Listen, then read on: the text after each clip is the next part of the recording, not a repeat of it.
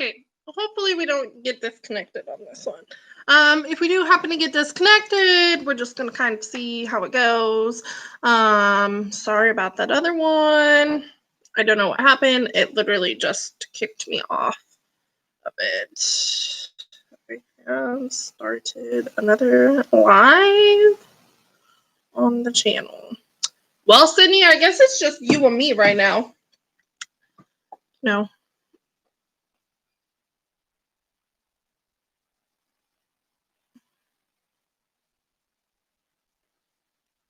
Oh, perfect. Taylor was able to join us. Kira, perfect.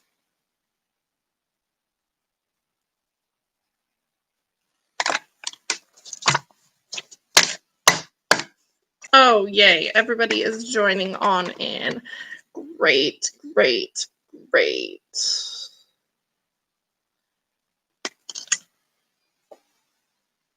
Is the live going to be from 9 to 11 today?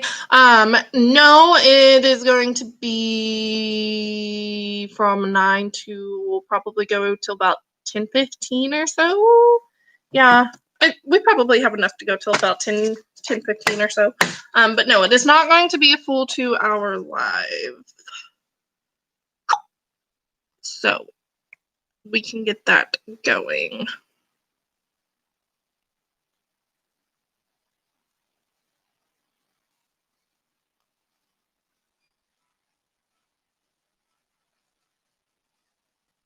I'm just gonna let a couple more get on here since, we've had to, jump around everywhere.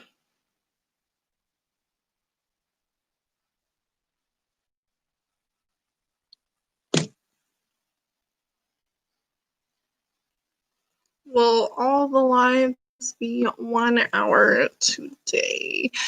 Let's see. I have a 12 to 1, and then we have a 3 to 4. I believe they are all going to be 1 hour today. But I will have to double check and find out for that for ya.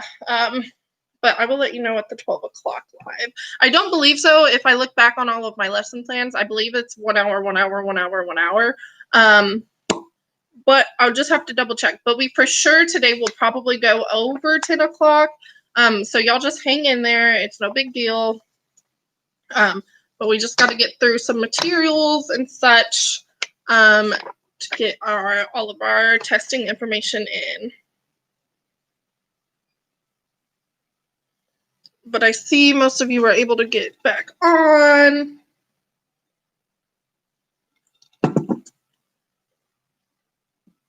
Yes, of course, of course. And, a lot of it, we're trying to adapt into the new things. A lot of it's trial and error.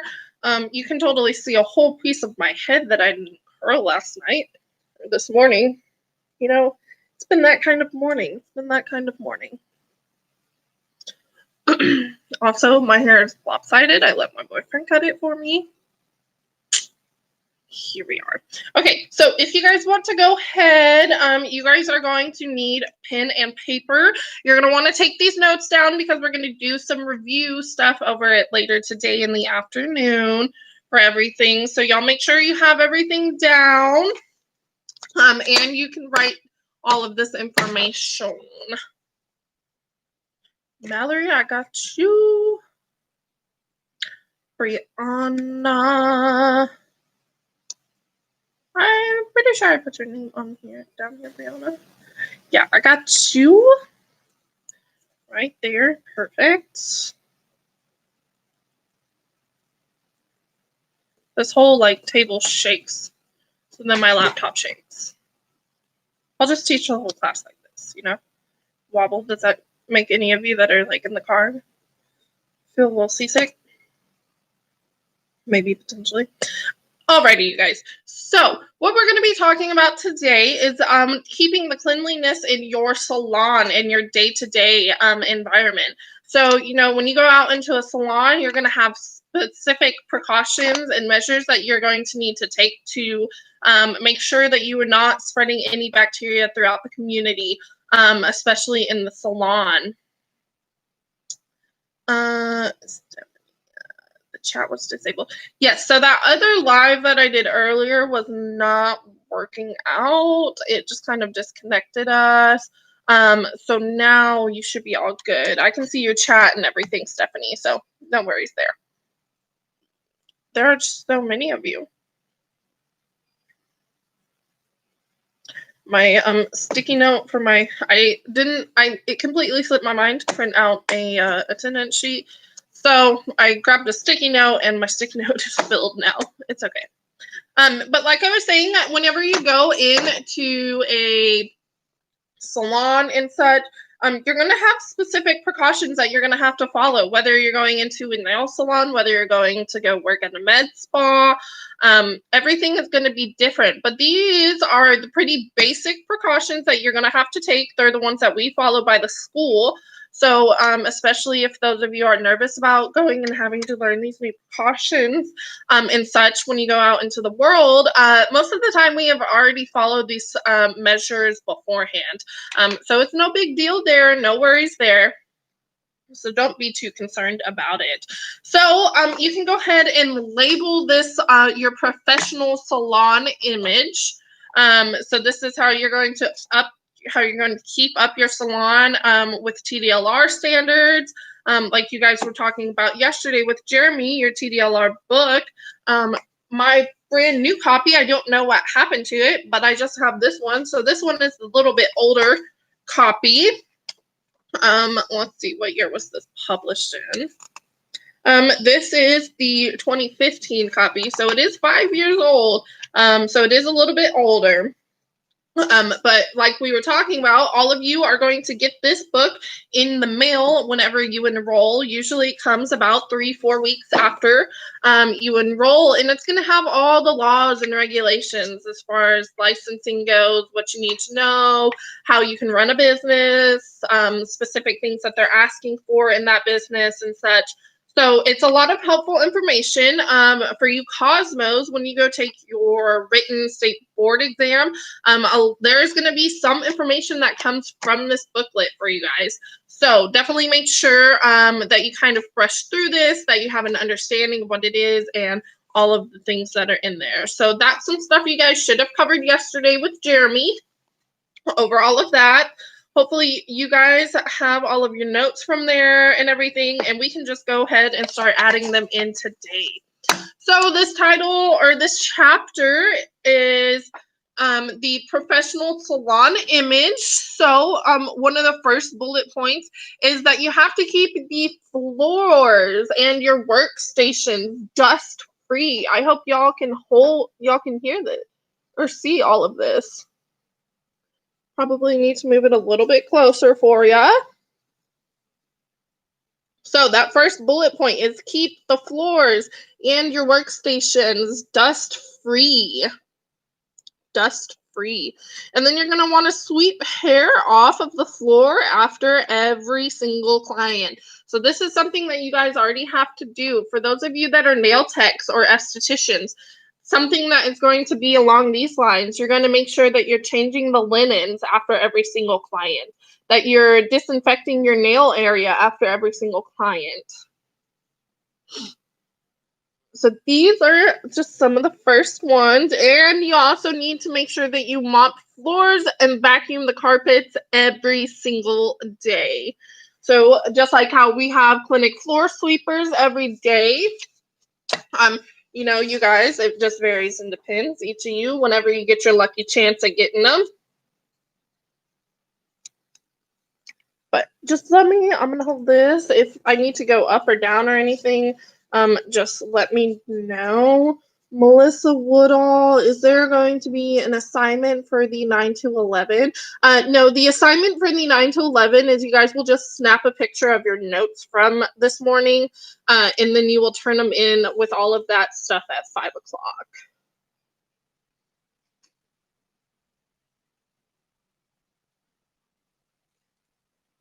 So whenever all of you guys have this information down on your notes, sorry, excuse me, just let me know and we can move on to the next one. Kind of peeping out over here at the corner so I can see everyone in the comments over here.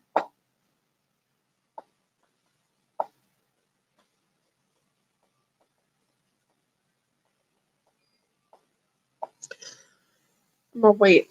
There's 5 of y'all. You guys are the rabbits of this world.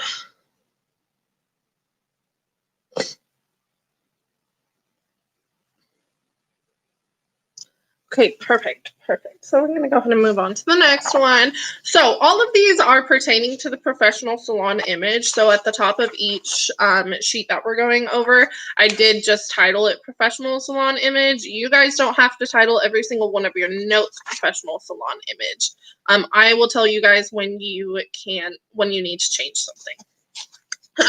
So another thing that you can do to help keep your salon looking the most professional and the best that you possibly can on the day-to-day is you want to control the dust, hair, and other debris. So you want to make sure that you have a way of disposing of all of that hair, getting rid of all of that dust, making sure that you're keeping it nice and clean.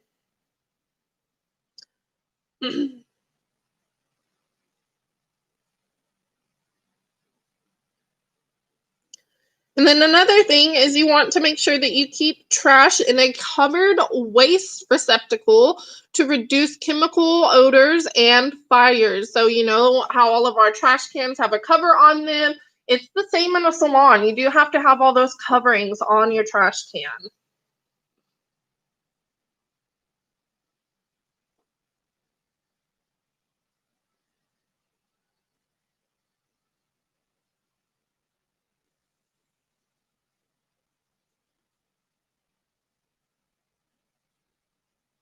If you guys need me to move it up or anything, just let me know. I have noticed that whenever I do look at it on like my phone or something, it cuts out like half of what I'm viewing on my screen. So I don't know if that's like the same with you guys or what.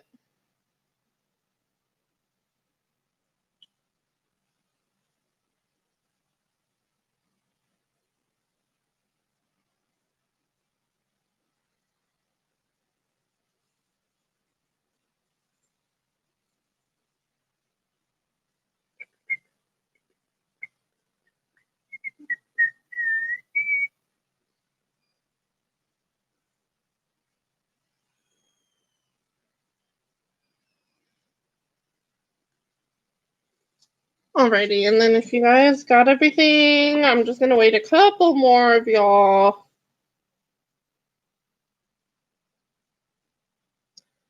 Perfect. Now, is the font too small on here? Does it need to be a little bit bigger? Because if it's too small, just let me know, and I can totally do the adjustment, so then that way we can make it a little bit bigger for next time. So continuing on with our professional salon image and, certain things that you may and may not need in your salon.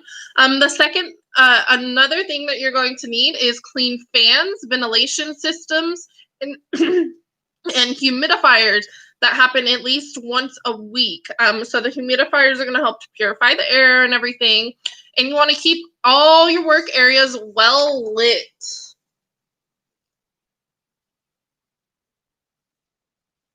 So making sure you have all of your work areas well lit.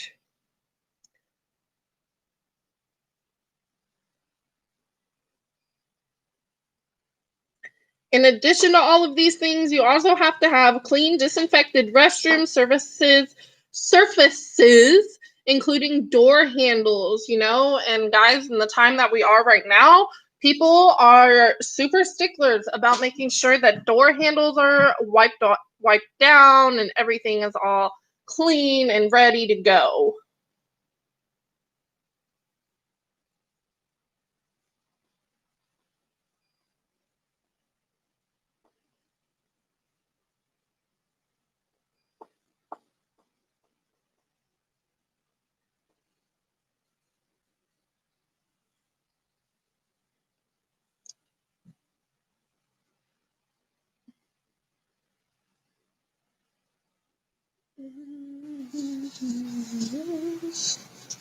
Oh, sorry.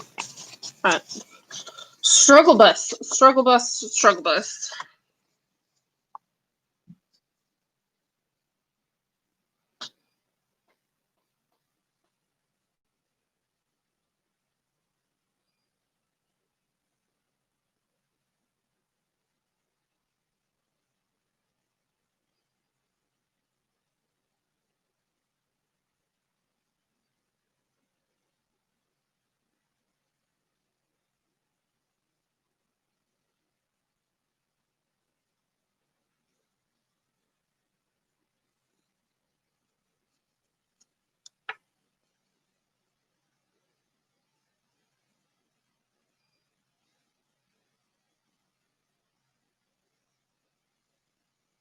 Do y'all ever feel like you look at the clock and then it's like the time is just continuously freezing?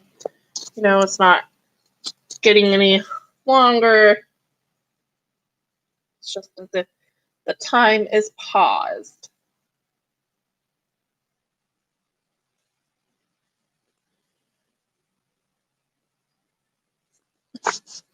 You guys all got it.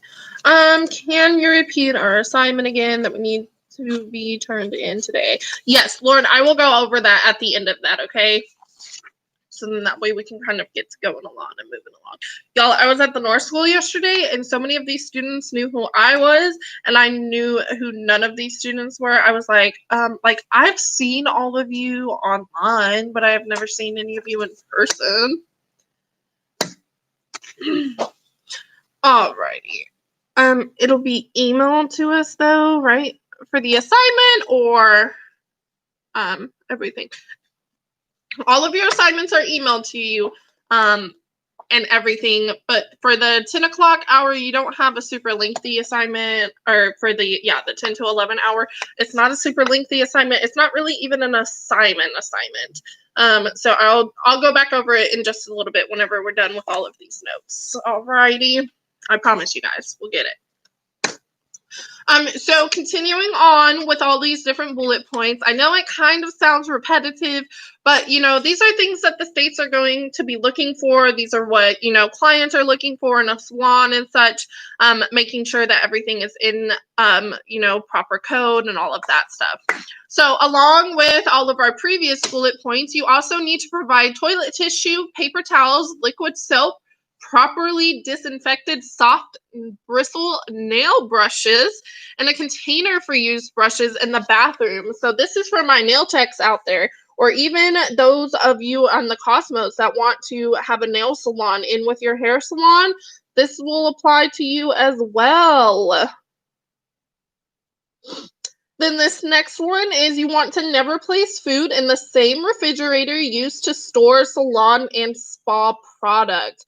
Because, you know, you don't want to stick your onion-filled burger in the same place that you have all of your serums and such. Because, you know, who wants an onion-smelled serum on their face? Not me. And then this very last one is you need to empty trash cans regularly throughout the day. I can't even. Oh, metal with the self-closing lids are what work best.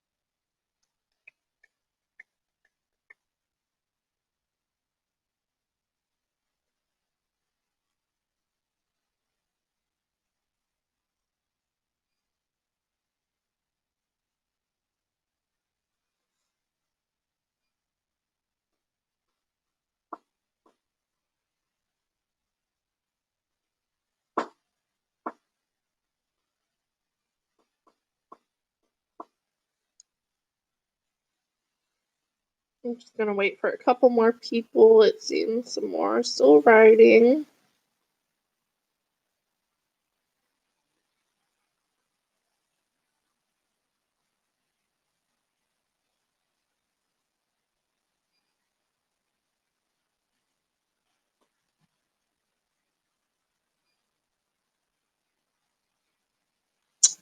Perfect. On to our next one.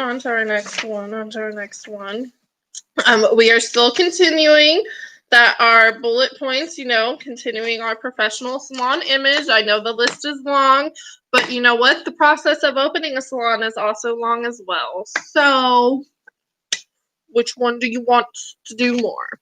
Alrighty, so moving on along, properly clean and disinfect all multi-use item tools before reusing them. So these are going to be things like your brushes, nail clippers.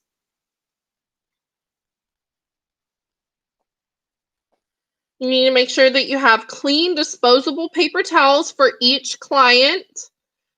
So we have rolls of paper towels everywhere.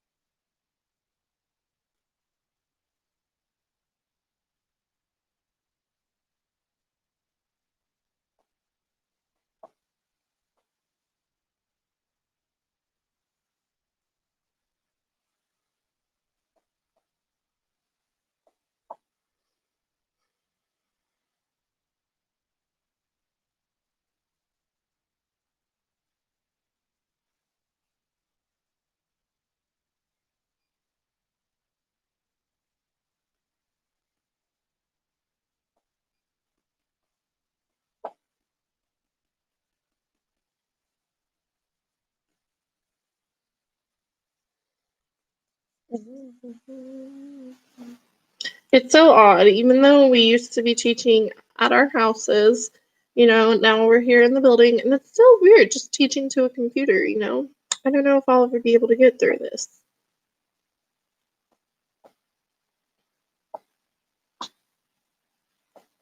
This bottom one right here for the use clean linens and disposable towels on clients. Keep soiled linens separate from clean linens. That's especially for you SDs out there.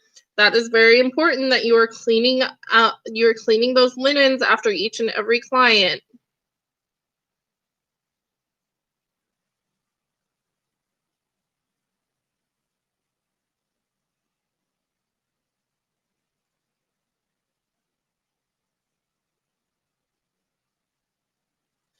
Okay, perfect. Does everybody have that? Does everyone have all they need? Can we move on to the next one? I hope so. Alrighty, so our last bullet point, for the things that you need to make sure are happening in your salon to keep it nice and clean. Let me get all my papers together here, so then that way the next person teaching this can have the same lesson plan. So the last couple things is you want to make sure that all containers are properly marked and properly stored. So this needs to be a D, not a S, stores. They are not properly stores.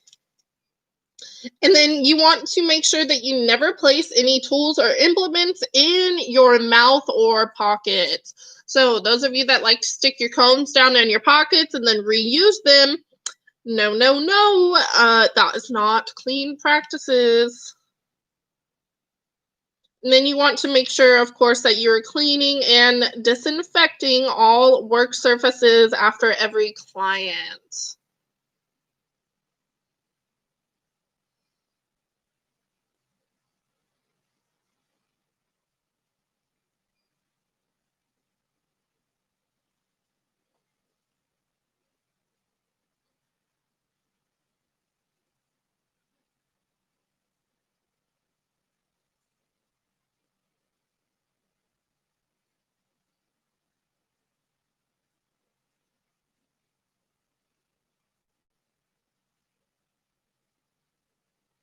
I like to keep my comb in my mouth for easy access. I mean, that's perfect, to each their own. I just love a mouthful of plastic combs in the morning.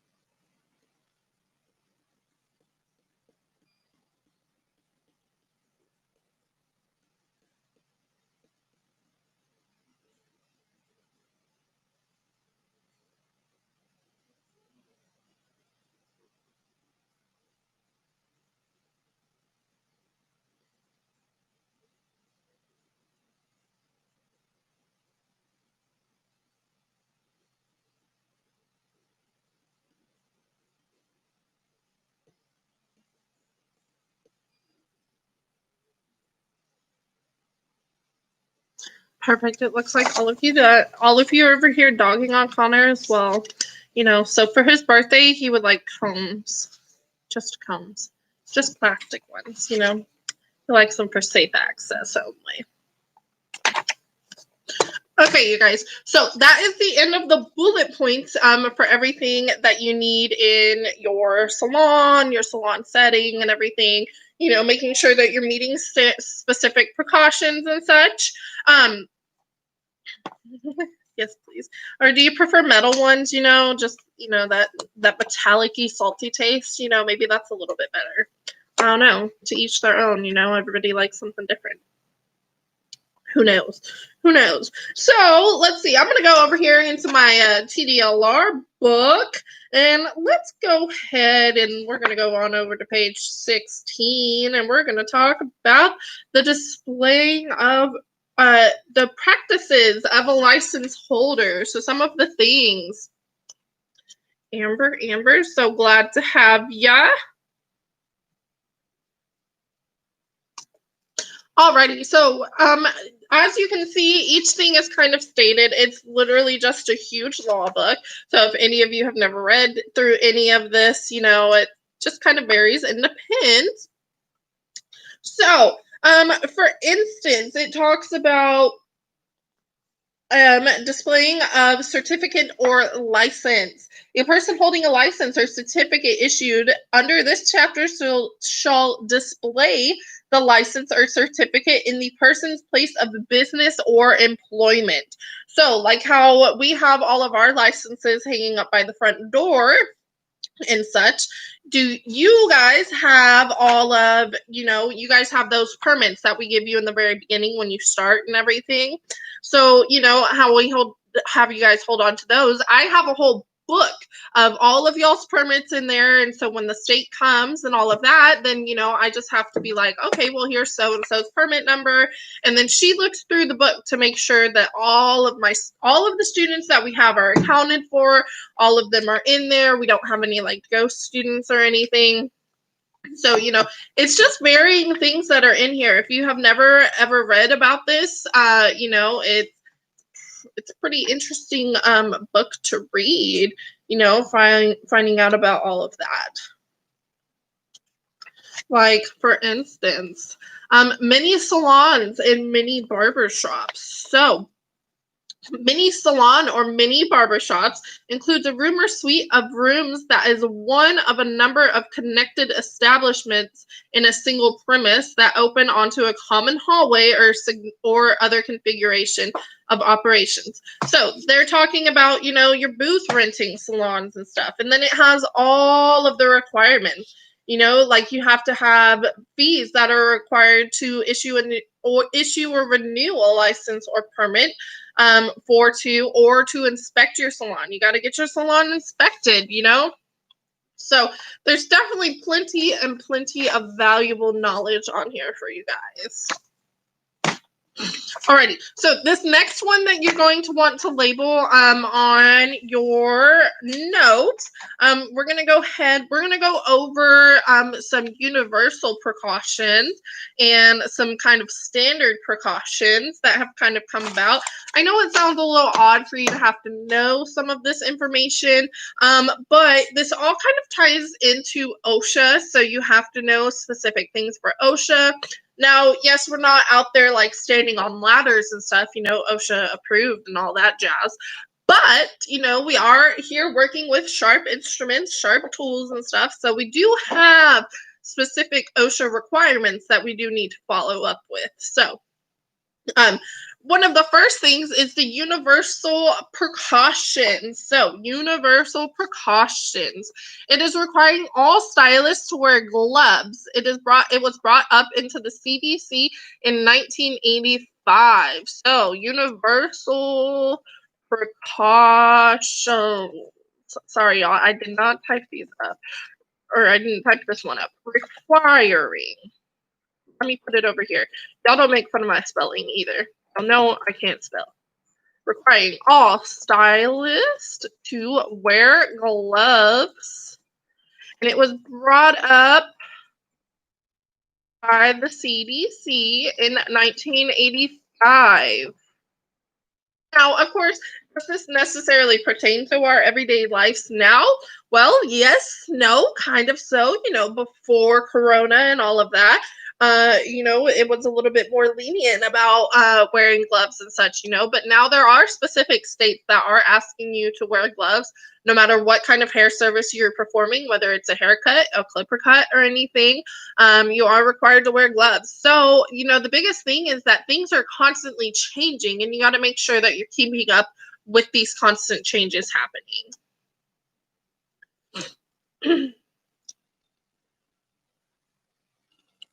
Are students wearing gloves in the school now? Some of the students are. We're not requiring you guys to wear gloves or anything. We are requiring y'all to wear a mask. I've got mine right here. I've also got the breakouts to prove it. But we are just requiring you guys to wear a mask. You don't have to wear the gloves. Now, if you want to wear the gloves, you're more than welcome to.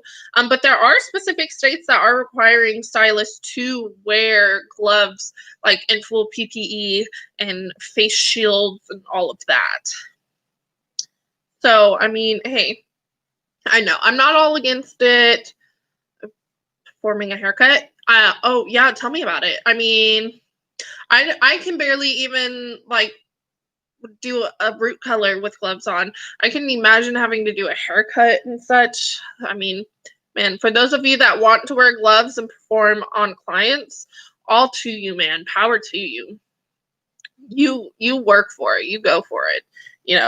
Great job for you, because this one over here, I cannot wear gloves like that. I can barely wear a mask. Oh, yeah, no, of course. I feel you.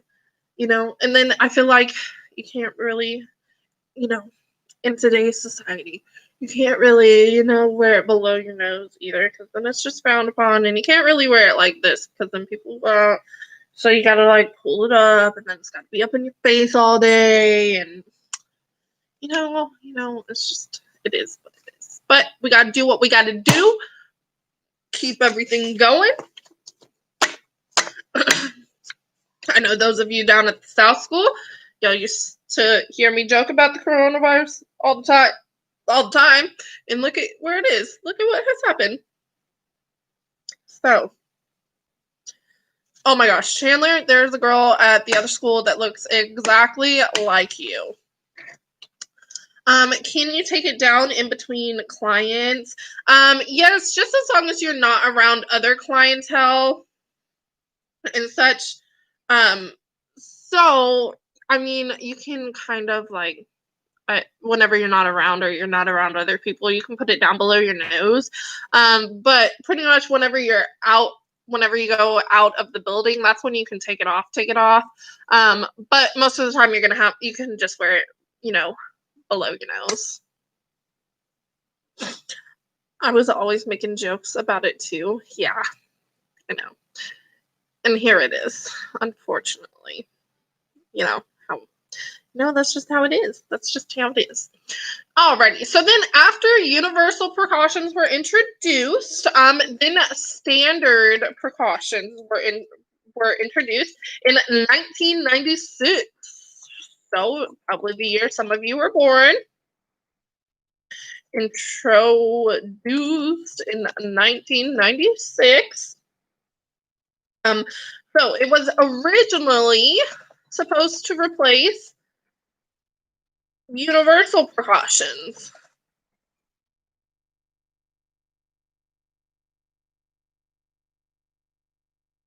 However, the only difference in this one is that the stylist must perceive that all blood and bodily fluids are potential sources for infection. Like I said, don't make fun of my spelling. I will come for you. I really won't. It's okay. You don't have to be that scared, but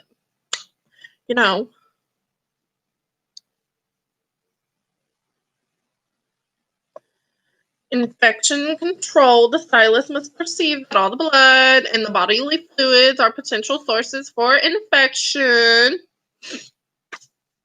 So, like I said, those were the standard precautions that were introduced in 1996, but we do have a little bit of gray room to go over, and that is when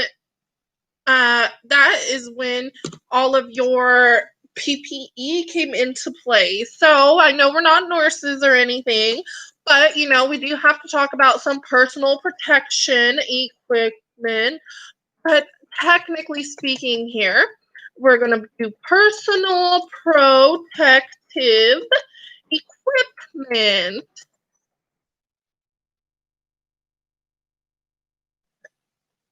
aka also known as PPE.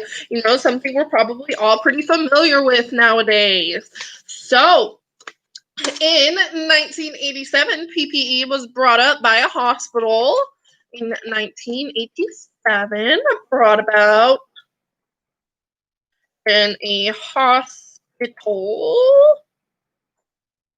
And it is used to protect even when no blood is present. So, what does that mean?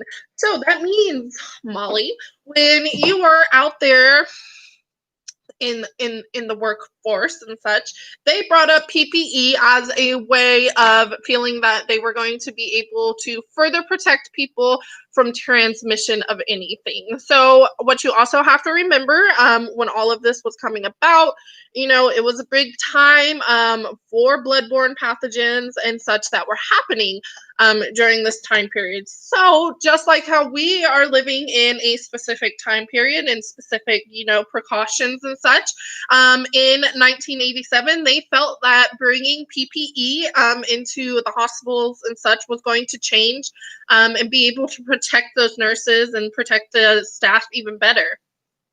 So everything changes. Sorry, y'all. Sherry Byrne is in the house. Sherry is here. So PPE was brought up to protect all of those people because, of course, if you have a gown and you have a mask and you have a shield on and everything, you're able to keep yourself from getting anything just kind of blowing in your face and all that. So that's why they decided to release the PPE in the 1980s. So that way it could protect against all of these bloodborne pathogens that were coming out. But then, of course, not everybody can follow along with these universal precautions and these standard precautions because, the universal precautions, that was kind of a little bit of a big deal for everybody to get and for everyone to have. So, they had to kind of reel it back. And then they came back in with those PPE and then they had to reel that back in. So, it's just like how things are constantly changing here. All of that stuff is going to change and, everything is different. We're all in a different place, a different time, and, stuff is going on. So,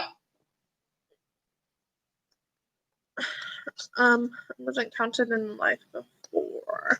Oh, no worries. Actually, let me add your name in here. I thought I saw your name in there, but maybe not. No worries.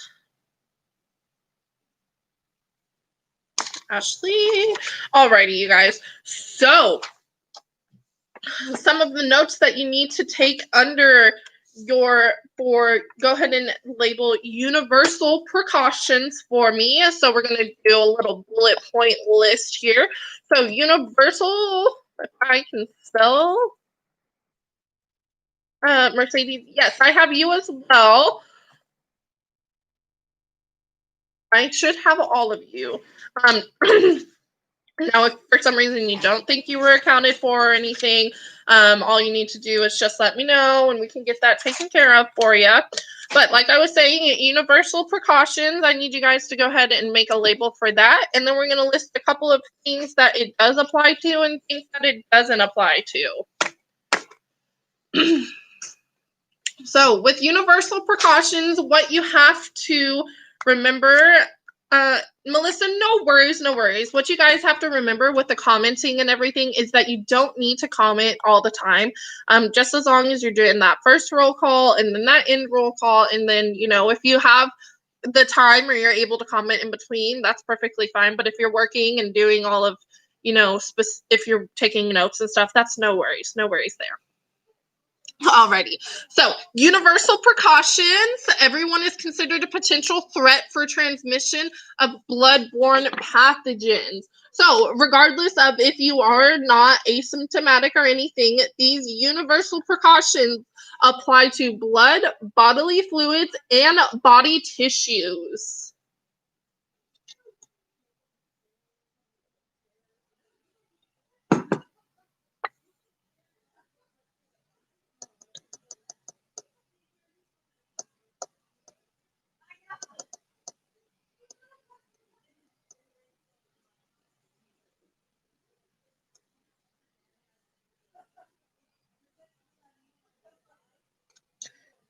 So you guys are going to do just label universal precautions, and then these are what the universal precautions apply to.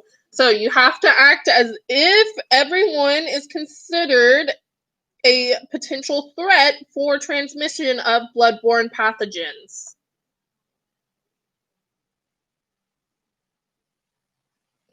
That's especially why, when you get a cut or anything, it's very important that you